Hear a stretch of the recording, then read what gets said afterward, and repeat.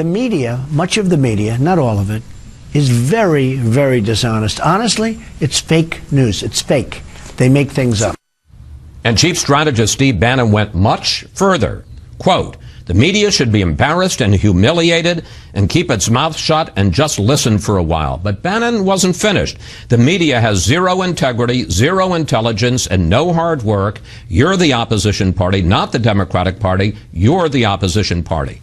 Kellyanne, do you understand how offensive that is? I understand how offensive it was to never be taken seriously that Donald Trump could be elected president. On great days, we were ignored. On most days, we were mocked. A lot of us reported on it fairly, and that's a different issue. No. It is the issue because it extends into this presidency, Chris. You can't put a piece of tissue paper between the way Donald Trump was covered as the Republican candidate, the Republican nominee, the president-elect, and the president. It's all the same. It is an anti-Trump screed. It is completely disrespectful to the office of the president. Why? Look at what happened this week. Nobody's interested in learning the policies. It's just I've been asking you about policies today. I asked you about the vetting. I asked you about Mexico. Yes, and I asked you about the Supreme Court. All of those are legitimate questions. Yes, not every network and every print outlet is created equally in this. But if you read people's Twitter feeds, that crap would never pass editorial muster in a newspaper or on your TV show on your network here, nor should it. And so the idea that tweets are my own, really at 10:45 a.m. while you're walking out of the place where you work, all I would say is, are not your own. Much to the dismay of some of the people here at Fox, I don't tweet. Look. Let me get to, if I may, to the real point. Politicians complain about bad press. I think you have some legitimate complaints about bad press. The First Amendment protects the press. We are in the Constitution, and it is offensive, quite frankly, to have folks, any politician, but folks who have been in the White House for a week lecture us about what we should and shouldn't do and that we should keep our mouths shut. Well, no, I think what my colleague Steve Bannon is saying is, why don't you talk less and go listen to America more? Because let me tell you something. I know what he meant. I work with him every day. The media failed to learn America. Donald Trump proved something that the media failed to do, which is he understood America. The idea that we were never taken seriously in places like Pennsylvania to say we have zero and Wisconsin, intelligence, zero integrity, and that we should keep our mouths shut is offensive. I think it's called listen more. And let me just say something that else happens. It's the way that everything is cherry-picked. Biased media coverage is easy to detect. It frankly helped us because this was such an elite rejection election where the establishment, the elites were all rejected by the voters. It turns out there are a heck of a lot more of them than us, Chris, and that's how we won.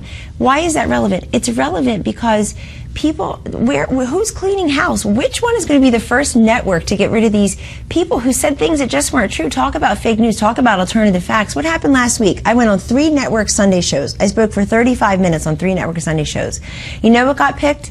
The fact that I said alternative facts, not the fact that I ripped a new one to some of those hosts for never covering the facts that matter to America's women. The 16.1 million women in poverty as we sit here. The 12.4 million women who have no health insurance. Everybody should feel outraged. The billions of dollars we have spent as a nation on public education, only to have millions of kids trapped in schools that fail them and never really promote and protect their intelligence and prepare them for the world as they all deserve. They shouldn't be restricted by the zip code where they live.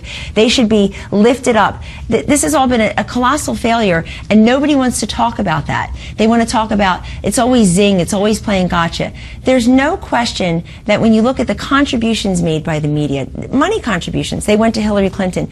We have all the headlines. People should feel embarrassed. Not one network person has been let go. Not one silly political analyst and pundit who talked smack all day long about Donald Trump has been let go. They're on panels every Sunday. They're on cable news every day. Who's the first editorial writer? Where's the first blogger that will be let go that embarrassed his or her outlets? We know all their names. I'm too polite to call them out by name, but they know who they are, and they're all wondering why I'd be the first to go. The election was 3 months ago. None of them have been let go. If this were a real business, if the mainstream media were a thriving private sector business that actually turned a profit, which is not true of many of our newspapers, Chris, 20% of the people would be gone.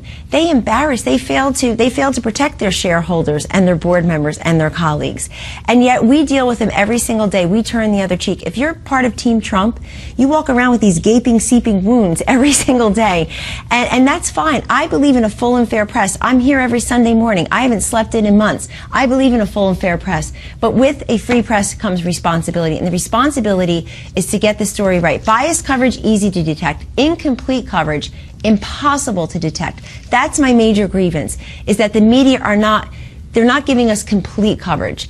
President Trump has signed all these executive orders this week. He's met with these heads of state. He's done so many things to stimulate the economy, to boost wages, to create jobs. Where's the coverage? Kellyanne, we're going to have to leave it there. Thanks for having me. It's been fun. And let me say, you didn't rip me a new one. Not at all.